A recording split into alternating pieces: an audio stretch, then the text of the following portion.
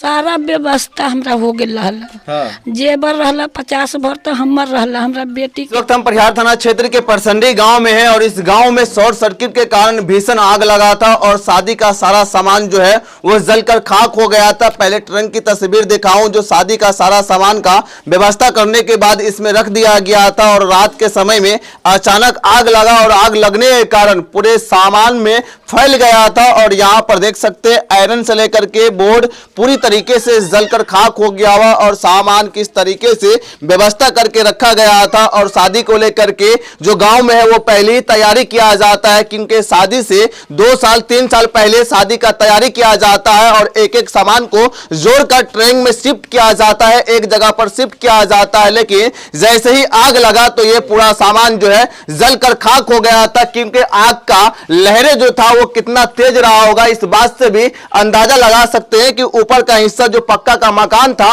वो भी जला हुआ दिखाई देता है। और आग कहां से लगा था वो तस्वीर दिखाने की कोशिश करूं तो इस रूम में आग लगा था और आग लगने के कारण जो अनाज खाने पीने का सामान था वो भी जलकर खाक हो गया। और आग का शुरुआत यहीं से हुआ था। यहां पर ट्रंक रखा हुआ था और इसी ट्रंक में सारा सामान को व्यवस्था करके रखा गया था। और यहां वो तमाम सामान है जो शादी में दिया जाता है, बेटी को दिया जाता है, वो सामान यहां पर है और वो सामान पूरी तरीके से जलकर खाक हो गया। जो खाने पीने का सामान था वो भी किस तरीके से यहां पर जमीन पे पड़ा हुआ उसे भी देख सकते हैं। इनके जो घर के लोग हैं उनसे समझने का प्रयास करेंगे कि कितना का क्षति हुआ था और आग लगने का कारण क्या था। इनके जो परिजन है उनसे समझने का प्रयास करते हैं कि किस तरीके से आग लगा था। क्या नाम हुआ आपका?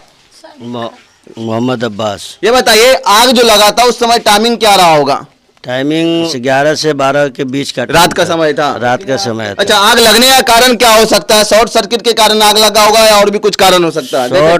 शॉर्ट्स देखे तो नहीं थे, हम छत पे थे। हाँ। इस वजह से हम लोग की जान बच गई, नहीं तो जिस तरह। क्या नाम हुआ आपका? सायदा खातून। आग लगा कैसे होगा मालूम है कुछ? हाँ, दूध औटे आंचर में लगले। अच्छा, उसको दुपट्टा में आग लग गया था। हाँ, आंचर में लगले कि सोझे फफाए लगले। हाँ। हमार पुतौ आंचर बिंगल के भगले।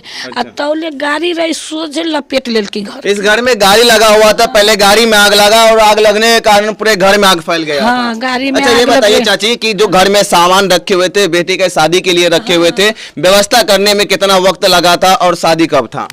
2-3 महीना में शादी। घर हमर दामाद बनाबे छे ना, हम दामादे के भाई से करेला रहलिया। हाँ। 2-3 महीना में घर बन जेती तब शादी हम दाहाबाद करती। अच्छा। सारा व्यवस्था हमरा हो गया रहला। हाँ। जेबर रहला 50 भर तो हमर रहला। हमरा बेटी के रहला 50,000 रुपयो रहला। इसमें कैश पैसा भी रखे? हाँ, कैश पैसो रखले रहलिया।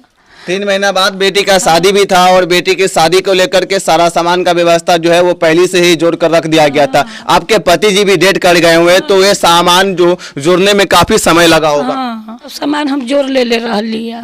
हाँ। अच्छा, कितना का सामान जला होगा चाची? इसमें जो सामान दिख रहा है वो एक भी सामान नहीं बचा होगा? एको गो 5 लाख के सामान सब रहल।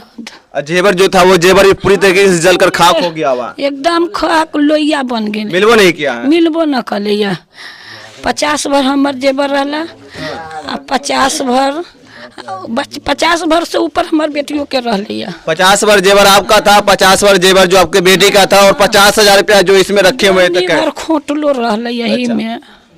यानी इनकी बात किया जाए तो शादी को लेकर के जो घर के परिवार होते हैं उनको शादी की तैयारी में किस तरीके से जुड़ जाते हैं और शादी के तैयारी को लेकर के 3 साल 4 साल पहले से ही बेटी के शादी के तैयारी में जुड़ जाते हैं। लेकिन जब शादी का समय होता है उससे पहले इस तरीके का दुर्घटना हो जाता है। पति जी थे, उनका मौत हो गया था। मौत के बाद से इनका जो घर परिवार था वो काफी मुश्किल से चल रहा था। लेकिन उसी मुश्किल में कुछ जो पैसे बचा करके बेटी का शादी का तैयारी कर रहे थे, लेकिन घर में अचानक आग लग गया था। आग लगने के बाद जो है एक भी सामान जो सही सलामत नहीं दिखाई दे रहा। पीछे के तरफ गाड़ी भी लगाया गया था, उस बाइक में भी आग लगा था। बाइक पूरी तरीके से क्षतिग्रस्त हो गया था और इसमें सारा सामान जो रखा हुआ था वो भी जलकर खाक हो गया था। क्योंकि इनकी बात किया जाए तो इनका कहना था कि 5 लाख का संपत्ति था, यानी 5 लाख का जो इसमें विधि व्यवस्था करके रखा गया था, बर्तन से लेकर के शादी में देने वाला कपड़ा लत्ता और सामान जो था वो 5 लाख से अधिक का था। जेवर जेवरात मिला करके 5 लाख से अधिक का सामान बताया जा रहा था जो जलकर